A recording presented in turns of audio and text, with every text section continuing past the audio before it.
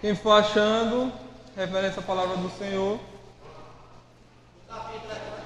Capítulo número 1, versículo número 12.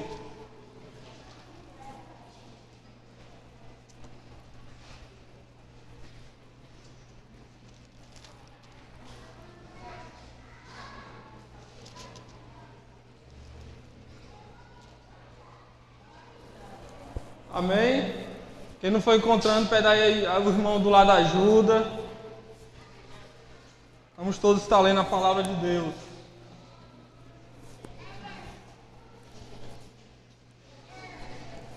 Amém? Vamos estar lendo. Quero ainda, irmãos, cientificar-vos de que as coisas que me aconteceram têm antes contribuído para o progresso do Evangelho, de maneira que as minhas cadeias em Cristo se tornaram conhecidas de toda a guarda pretoriana e de todos os demais. E a maioria dos irmãos, estimulados do Senhor por minhas algemas, ousam falar com mais desassombro a palavra de Deus, ou seja, com mais ousadia, com mais ânimo.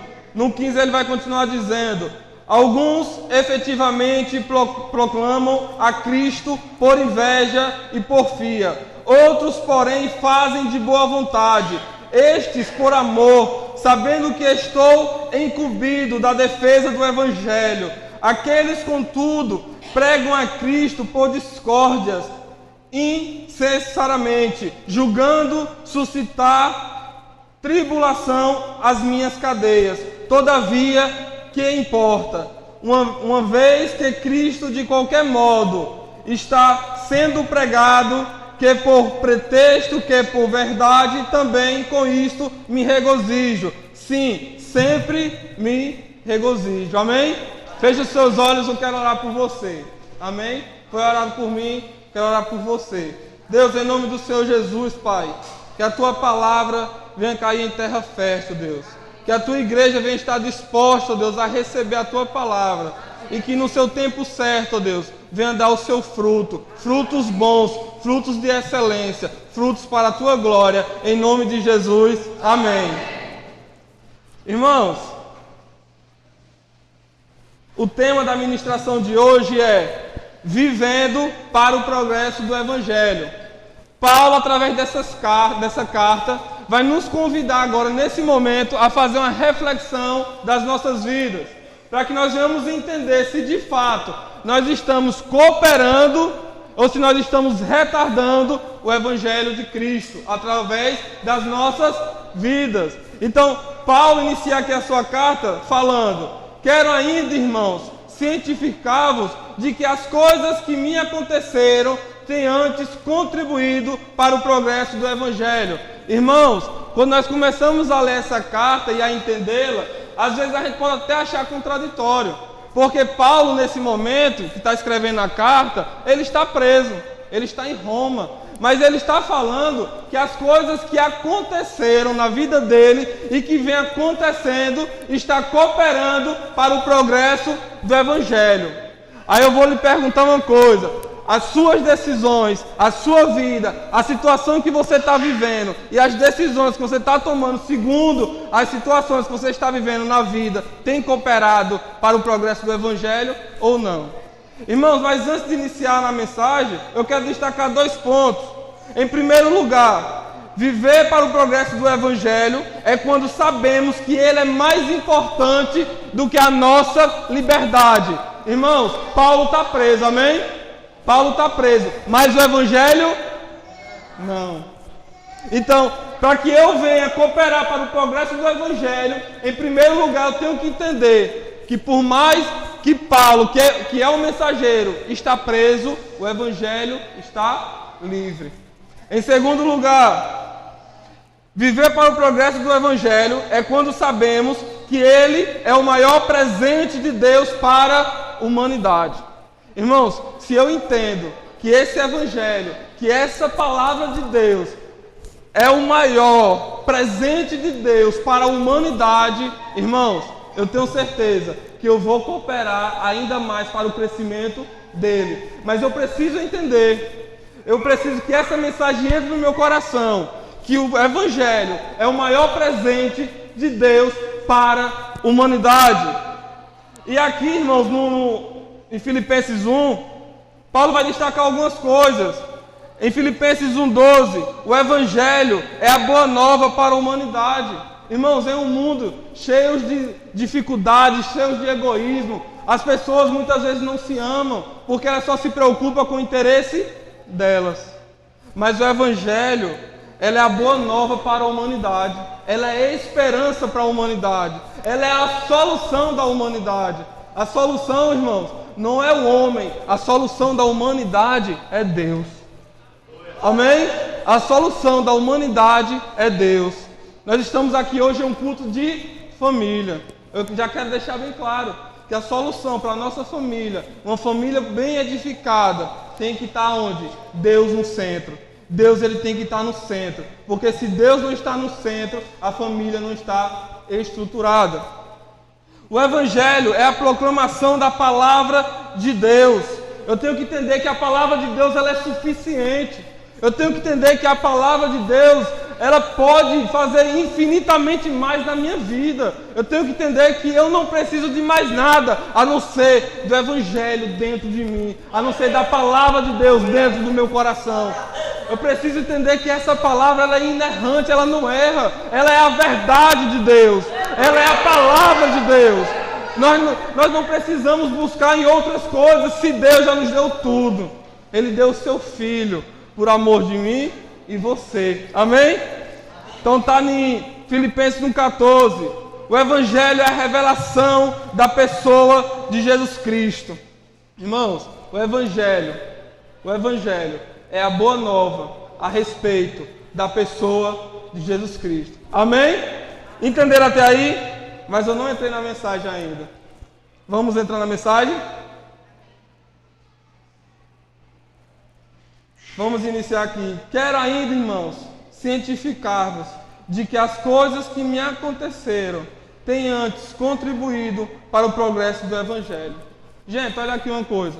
Paulo está falando aqui no 12, capítulo 1, versículo 12. Ele está falando que as coisas que vêm acontecendo na vida dele é para o progresso do Evangelho. Vocês notam aqui na palavra de Deus, Paulo falando dele mesmo com autopiedade. Você nota aqui Paulo falando com tristeza? Você nota aqui Paulo falando com desânimo? Não. Paulo aqui está falando com o seu coração cheio de alegria, porque o que ele está vivendo, porque o que ele está passando, está cooperando para o progresso do Evangelho. A minha pergunta para você nessa noite é: a situação que você vive, as dificuldades que você vive, ela tem lhe desanimado ou ela tem lhe alegrado? Porque você entende que cada situação que você passa aqui na terra é para cooperar para o progresso do Evangelho, para o crescimento do Evangelho. Você entende que cada dificuldade, que cada luta que você passa, você entende que isso é para o crescimento do Evangelho, não é para lhe derrubar, não é para lhe parar, mas é para que o Evangelho venha crescer através da sua vida. Então Paulo está falando isso, ele fala: irmãos, o que tem me acontecido vem servindo para o crescimento do Evangelho. O que já me aconteceu tem servido para o crescimento do Evangelho. E eu destaquei alguns pontos da vida de Paulo, que eu tenho certeza que vai falar o nosso coração.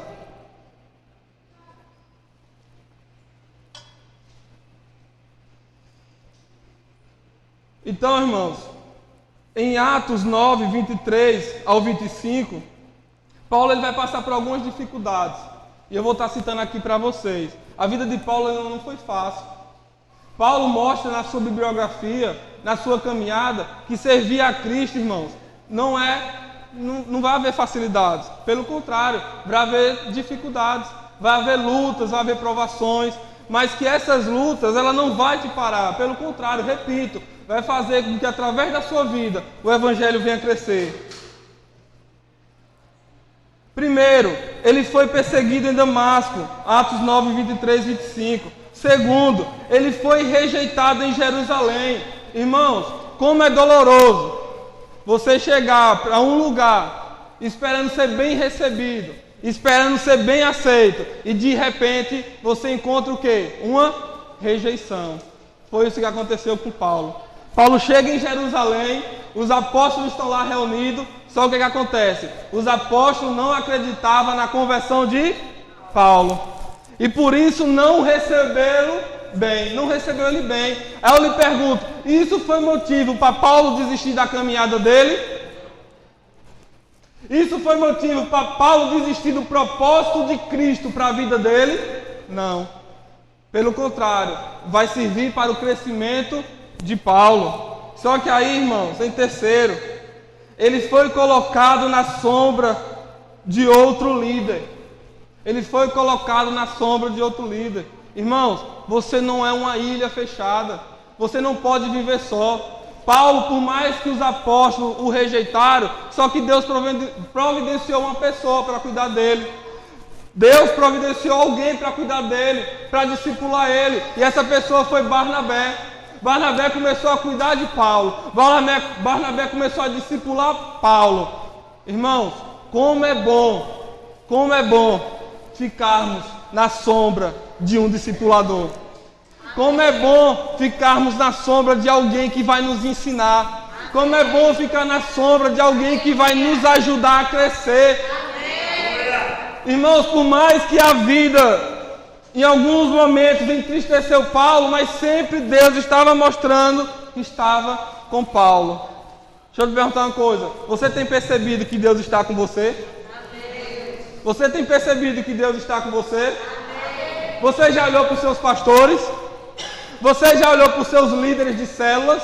Você já olhou para os seus líderes de jovens, das mulheres, dos homens? Irmãos, esses são os Barnabés que Deus colocou para discipular vocês. Precisamos de discipuladores. Sabe, às vezes nós queremos soltar a frente. Às vezes nós queremos tomar a frente. Mas é preciso primeiro ser um bom liderado, para depois começar a liderar. E Paulo, por mais que teve um grande encontro com Cristo, porque, encontro, alguém viu Cristo aqui? Ninguém, né? Mas Paulo viu. Paulo teve um encontro com Jesus. Agora foi tão grande que Paulo caiu ao chão. Mas mesmo assim, com aquele encontro tremendo, poderoso, sobrenatural, hein? Que encontro!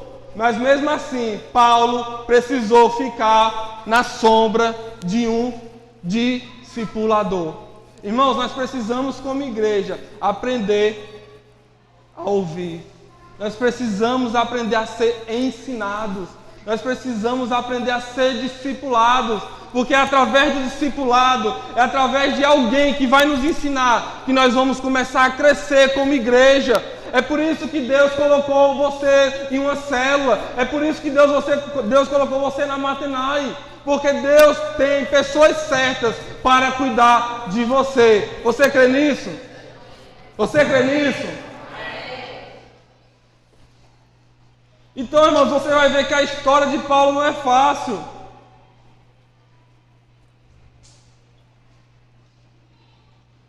Ele foi apedrejado e arrastado como morto na cidade de Listra.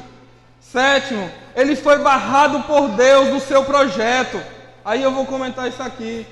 Em Atos 16, a partir do versículo 6, você pode estar lendo depois. Ele foi parado por Deus.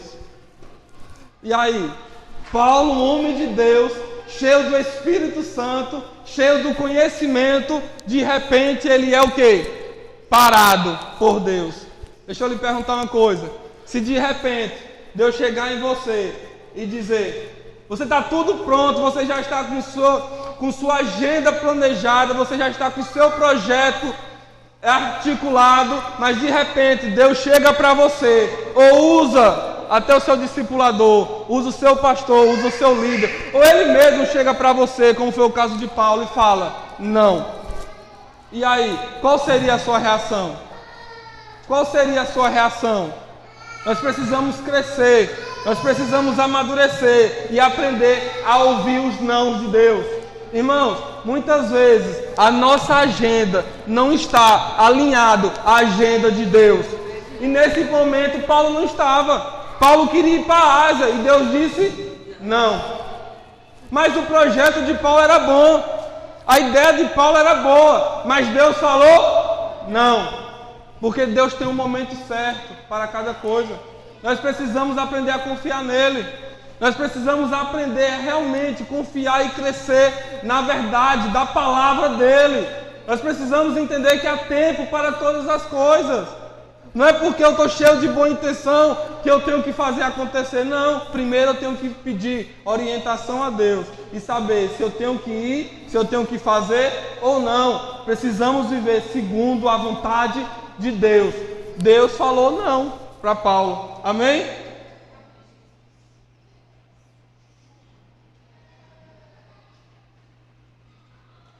Oitavo, ele enfrenta um naufrágio na viagem para Roma. Amém? Então, oitavo aqui que eu descrevi, ele enfrenta um naufrágio na viagem para Roma. Irmãos, você vê, a história de Paulo, eu só citei algumas coisas. Eu pulei muita coisa aqui. Se você começar a ler em Atos, você vai ver o quanto esse cara sofreu. Você vai perceber o quanto esse cara padeceu. Porque realmente Cristo cumpriu o que falou para ele. Cristo falou para ele: olha, tu não é o perseguidor? Tu não me perseguia? Tu não me perseguia? Agora tu vai padecer pelo meu nome. E ele padeceu. Nós estamos padecendo pelo nome de Jesus? Nós estamos padecendo pelo nome de Jesus? Irmão, só citei algumas coisas e você vê o quanto esse homem sofreu. Mas vamos continuar. De maneira que as minhas cadeias em Cristo se tornaram conhecidas de toda a guarda pretoriana e de todos os demais. Olha só, Paulo ele sempre tinha uma visão diferente, porque ele sempre estava alinhado com a visão de Deus. Se Deus falasse um não para ele, às vezes ele até resmungava, mas sempre acabava obedecendo. Às vezes a gente faz isso, né? Deus, por quê?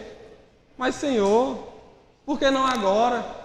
Mas o resultado final tem que ser obediência. Mas olha o que é interessante, gente. Porque eu estava falando que o nosso modo de viver precisa cooperar para o crescimento do Evangelho. Paulo ele está preso. Aí se eu ou você no lugar dele, será que nós estaríamos como lá? Na cadeia, em Roma. Será que nós estaríamos alegres, felizes ou cabisbaixo? Sabe? Acontece tanta besteira na nossa vida. Não vou botar besteira porque cada um sabe onde o seu calo aperta. Mas acontece tantas coisas, é motivo da gente se desanimar. É motivo de parar. É motivo de não ir pregar mais o Evangelho. Mas Paulo está preso. E olha só que interessante, eu quero que vocês observem isso aqui. De maneira que as minhas cadeias em Cristo se tornaram conhecidas de toda a guarda pretoriana e de todos os demais. Irmãos, Paulo estava preso. Só que lá quando Paulo estava preso, existia uma guarda 24 horas vigiando Paulo. 24 horas existia um guarda algemado com Paulo. 24 horas do dia, Paulo estava algemado com um soldado. E esse soldado era dividido em turnos. Turnos de 6 em 6 horas. De 6 em 6 horas. Aí, irmãos, passava 6 horas, vinha um soldado e trac. Passava 6 horas, outro soldado e trac. Aí eu lhe pergunto, o que é que Paulo estava fazendo quando um desses soldados estava preso com ele?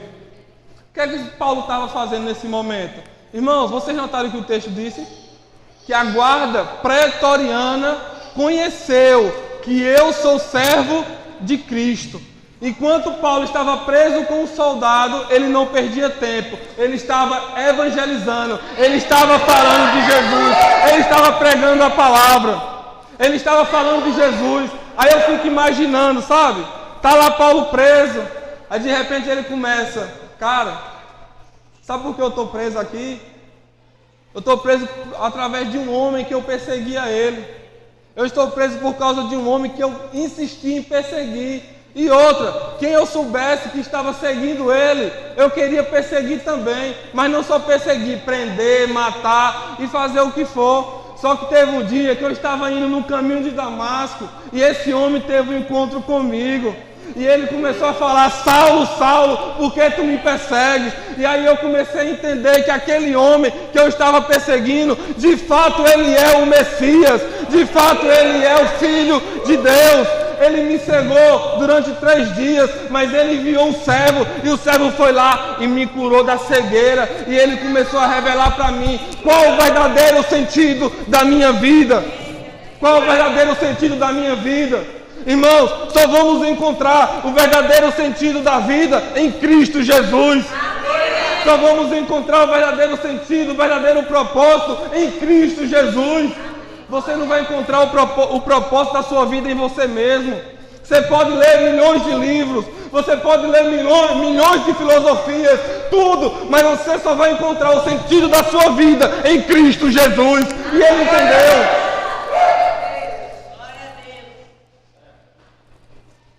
Eu fico imaginando, sabe? Que doideira. O cara está preso, poderia estar murmurando, né? Poderia estar se reclamando, mas não, estava pregando a palavra. Estava anunciando o Evangelho. Aí eu lhe pergunto, o que nós estamos fazendo com a nossa liberdade? O que nós estamos fazendo em um país que é livre anunciar o Evangelho? Irmãos, famílias estão padecendo. Nós estamos em um culto de família, mas nós não estamos aqui para pensar somente em nossas famílias, porque senão vamos ser uma igreja egoísta. Irmãos, eu queria muito que meu pai e minha mãe estivessem aqui. Eu fiz até o convite, uma hora ele vem. Eu queria muito. Mas eu também fico feliz quando eu vejo outras famílias aqui reunidas, escutando a palavra de Deus. Não podemos ser uma igreja egoísta. O que nós estamos fazendo com a nossa liberdade? O que nós estamos fazendo com aquilo que Cristo está nos permitindo fazer? Paulo estava preso, mas a prisão não prendeu, não impossibilitou Paulo de anunciar o Evangelho. Irmãos, o instrumento estava preso, mas o conteúdo estava solto. O instrumento, Paulo, estava preso, mas o conteúdo, o Evangelho, estava solto. Aquilo que César pensou que ia prender, as mesmas algemas que César, que o governo de Roma pensou que ia prender, foi as mesmas algemas que libertou milhões de famílias. Porque Paulo vai dizer que a guarda pretoriana, aonde era difícil, como era difícil chegar o Evangelho naqueles homens, começou a chegar. Você quer que eu prove? Abre a sua Bíblia, Filipenses 4, 22.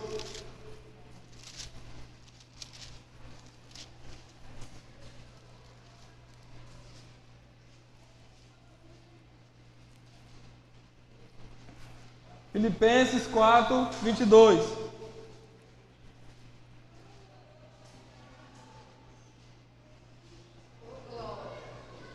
Vamos ler? Vamos ver se é verdade. Todos os santos vos saúdam. Isso é Paulo falando para a igreja em Filipos. Todos os santos vos saúdam. Olha o que ele vai dizer. Especialmente os da casa de... Especialmente os da casa de... E quem eram os da casa de César, se não eram os soldados? Soldados e as pessoas que ali estavam ao redor, estavam conhecendo o Evangelho através das cadeias, através da prisão de Paulo. Você está usando a situação da sua vida, você está usando a dificuldade da sua vida. Irmão, você não sabe qual é a situação da minha vida. Você não sabe a luta que eu estou passando. É difícil. Mas a pergunta é, você está usando a situação da sua vida como um instrumento para anunciar o Evangelho a outras pessoas? Ou não? Foi falado aqui, sexta-feira, iniciamos o projeto Salva Vidas. Muitas famílias vão ser alcançadas através da casa de quem? De vocês. A sua casa vai ser um instrumento. A sua casa vai ser uma estratégia de Deus para ganhar pessoas à sua vizinhança. Sabe como isso é prazeroso? Sabe como isso é bom? Você entender que você está sendo um instrumento, por mais que esteja passando dificuldade, por mais que as pessoas lhe apontam, ele é crente, mas está passando dificuldade. Irmãos, deixa a pessoa falar, porque a mesma que falou vai dizer, ele está passando dificuldade, mas ele não desiste do Deus dele. Ele está passando dificuldade, mas ele é fiel com a igreja, ele é fiel com Cristo, ele é fiel na palavra. Irmãos, é difícil escutar essas coisas, eu já escutei, mas nós precisamos entender que a palavra ela é suficiente. A palavra Jesus Cristo, ele é suficiente, ele sempre foi suficiente para Paulo. E é isso que Paulo está ministrando aqui ao nosso coração, através das cartas aos Filipenses. E ele vai continuar dizendo: se tornaram conhecidos de toda a guarda pretoriana, de todos os demais, e a maioria dos irmãos, estimulados no Senhor, por minhas algemas. Olha só a responsabilidade de Deus para as nossas vidas.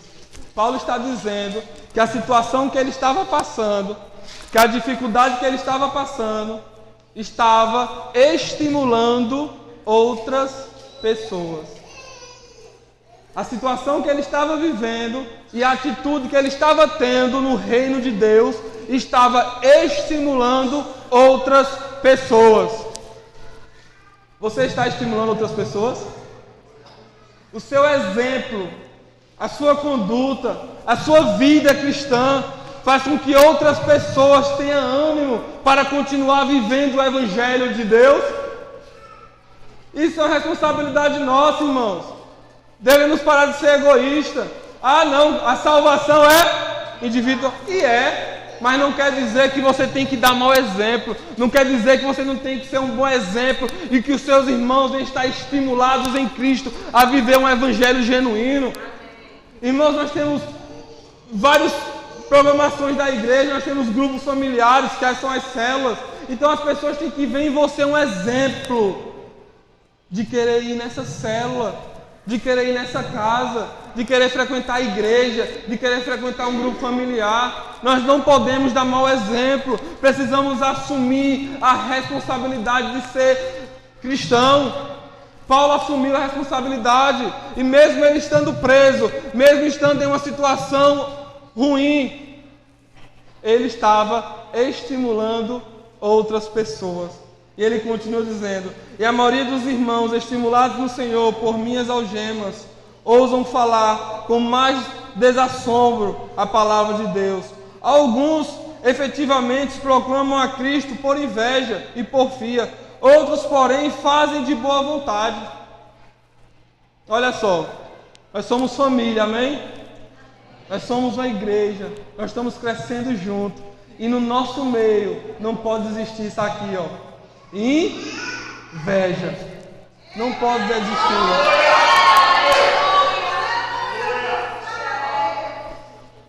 Não pode existir inveja. Pelo contrário, eu tenho que ficar feliz com o crescimento do meu irmão. Eu preciso ficar feliz com o crescimento da minha igreja. Eu preciso ficar feliz com o crescimento daquele que não era nada e hoje Deus está fazendo grandes coisas através da vida dele. Irmãos, o que importa é que o Evangelho cresça. Não podemos alimentar esse sentimento, não podemos ter esse sentimento. Nós somos um em Cristo. Ele é o cabeça, nós somos o corpo, nós somos um e vamos crescer todos juntos. Não pode existir inveja. E Paulo discerniu isso, ele discerniu. Tinha uns que pregavam por amor, sabe? Com vontade, com ânimo, mas outros estavam pregando por inveja. Porque começou a ver Paulo, chegou em Roma, começou a trazer um evangelho genuíno, um evangelho verdadeiro. E aí, irmãos, o que acontece? As pessoas começam a ouvir quem? Só que esses que estavam com inveja, eles não queriam a atenção dos seus ouvintes para Deus. Eles queriam a atenção dos seus ouvintes para eles mesmos. Nós estamos aqui, irmãos, como um corpo, para atrair as pessoas, não para nós mesmos. Não para nós mesmos, mas sim para Deus. Nós estamos aqui para discipular pessoas para Deus. Então as pessoas começaram a ver isso, eles começaram a ter inveja. Nós não podemos alimentar esse sentimento. Precisamos sempre estar unidos em crescimento com o Evangelho de Deus. Amém? Estes por amor, sabendo que estou incumbido da defesa do Evangelho. Aquele, contudo, prega a Cristo por discórdia, insinceramente, julgando suscitar tribulação às minhas cadeias.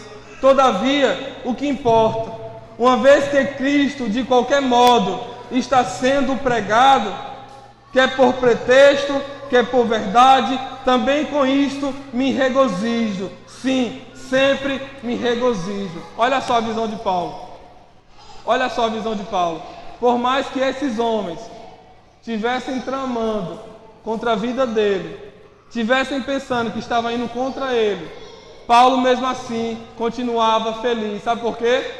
Porque esses homens, por mais que eles estivessem com um sentimento de inveja, mesmo assim eles estavam anunciando a palavra. E aí, que coisa louca!